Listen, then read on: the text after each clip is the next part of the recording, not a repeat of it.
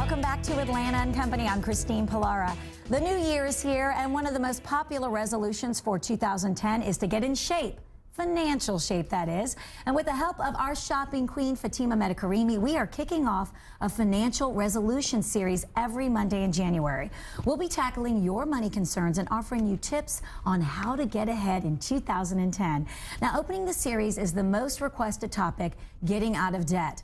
Americans carry nearly $1 trillion, yes, trillion with a T, that's right, in credit card debt, with the average household owing nearly $9,000. And our shopping queen, Fatima, is here to help us get out of debt and avoid becoming a statistic. Good morning. Good morning. Love this series because it's very timely. It's advice that we all need, even if you're in good shape. We all can, unfortunately, have a tendency to maybe slip back in, think you want to do something and spend too much money on it. So the numbers are too staggering right now. We've got to face the facts and tell us how to do that. Face the facts, that's right. I think a lot of people, when asked what they owe on their credit cards, studies have shown that they underestimate their total debt. They have no idea really how much they owe. Because typically what happens, they get their credit card bill, they pay the minimum payment, stick it in a drawer, don't think about it. They have no idea what their total payment is or what their total debt is. So they have no idea what their total debt picture is. Right. That's sort of like driving a car with no road signs. You have no idea how far or how fast you're supposed to be going. Right, makes no sense. It makes no sense. You have really no idea where you're going. You have no idea. So one thing that I suggest to really get started and help you face the facts is it's January right now. All the 2010 calendars are on sale, so go buy a large monthly view calendar. Then collect all your credit card bills and sit and plot when they are due, what their minimum payment is, their total payment, and interest rate. So very easy to do, but it gives you your complete debt picture. So right. Look at it. The size that'll fit yes, on your desk. Exactly. Get the big one, guys, so you have all the space you need. Because hey, with $9,000 average debt, some people have a lot of credit cards, so you really need to plan it out and look at the picture. And my husband is a stickler on credit cards. He's been a good influence. And one of the things, even if you just have a few that he made me see in the last year is, if you look at the interest you pay a month on just a few cards, it will make you sick. If you really take the time to do it, that will motivate you to pay. If nothing else, that's got to motivate you to want to pay it off, right? Right. I mean, putting all this money in the bank's pocket, it's like, why not keep it for yourself if you are just going to be disciplined about it? Right. Wow. And let's talk about the fact that it's about changing behaviors. And it's so hard. I think I heard a saying that it takes 30 days to create new habits. Right? That's right. And that's what I say about paying off debt is it's really a process. It's not like a one-day thing. Suddenly you do it today, check mark, and it's done. Right. It's a process. So you have to really think about it that way and understand that to really be successful long-term, you have to change your habits. One thing that I say that it's very similar to is stopping smoking. Right. So a lot of the habits that you might have or think that someone else that is a smoker might have and they would have to change, think about it in those terms. For example, stop hanging out with spenders. Good point. Like smokers, yes. If they want to be successful, they have to stop hanging out with other smokers. So true. So avoid friends or situations where you're going to be tempted to spend. You're going to have to be disciplined about it. If you've been out with the girls every Friday night for cocktails and dinner, or MLK is coming up and you always go out for 3-day weekends, you're going to have to cut back and make that decision to do that. But, at the same time, a lot of people feel like they're going to be walking around with the I'm getting out of debt sticker on their forehead. But you don't have to be that way. Just be, a little honest with friends and family and say, I really love spending time with you, but 2010, I'm trying to stick to a budget. You don't have to say I'm all into debt and I'm, I'm in big trouble.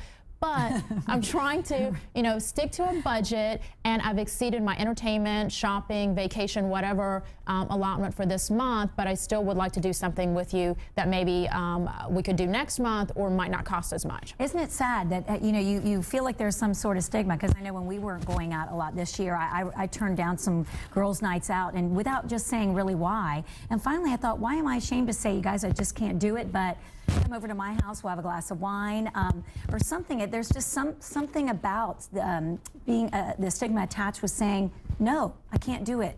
I'm not going to spend the money right now. Do you feel like it's a bad thing? And it's really not. It's really not, and you just be upfront with it. And probably a lot of people are going to be in the same boat. And you actually had a very good suggestion that you said you couldn't go out with the girls, but you find something else to do with them. And that brings me to my second point, is find a new habit. Right. Once again, we're going back to the smokers example. Instead of smoking cigarettes, they're chewing gum. So if you have your Starbucks habit, instead of going out to Starbucks every day, but you still can't make good coffee at home, opt for maybe McDonald's. You know, their Mac cafes are cheaper. Yes, a lot cheaper. But still pretty good.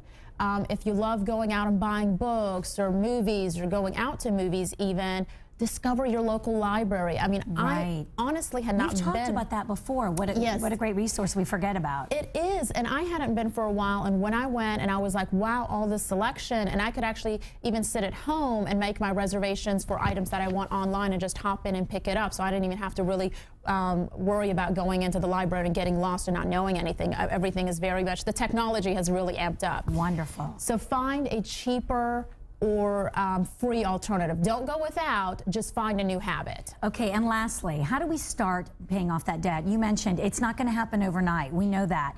And it can be very daunting. So how do we start? There's a variety of payoff strategies, and really there's no right or wrong way. It just depends on your personality. For example, if you're a very logical person, then looking at the numbers, it would make sense to pay off the credit card with the highest interest rate. Right. And then you would work your way down.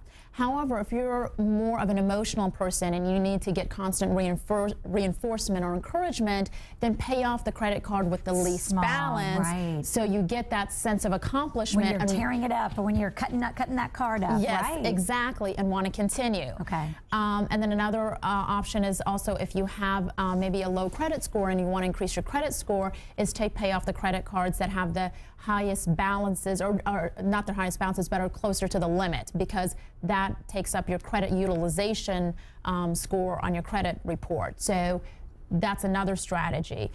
I've heard conflicting things about keeping your cards open after you pay them down. I hear it is best to keep it open with a zero balance, because it shows that the credit's there and you're being technically but you're not spending it, so it actually looks better. Is that right? That's right, because your credit utilization ratio is basically how much credit you still have available. So technically you'd get a 100% score if you have all of it available. But if you're all the way at the max and you only have 10% available, that's literally 10%. It's not a good score. Okay. So the more you have available, and I know also with paying off debt, you get so excited that you've paid it off, you want to cancel your card, cut it up, but be aware how it is going to affect your credit report, because you're going to be losing that amount of credit as well as your length of history. So if you have a card that you've had for years and suddenly you close it, then you're not going to have that credit history anymore. Great advice, and can't wait for next week and the rest of this month. It's a great series, and thank you for your time. You're welcome. And if you would like some more money-saving tips, ideas, and coupons, please visit the Shopping Queens website at shoppingqueen.com. A look at entertainment.